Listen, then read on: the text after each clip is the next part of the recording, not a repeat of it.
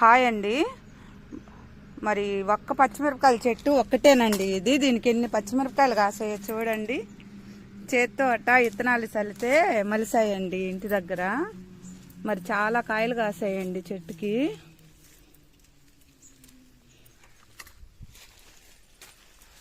చాలానే కాసాయండి. ఒక చెట్టుకి అన్ని కాయలు కాయడం అంటే చూడండి, పండిపోయి ఉన్నాయి కాయలు కూడా.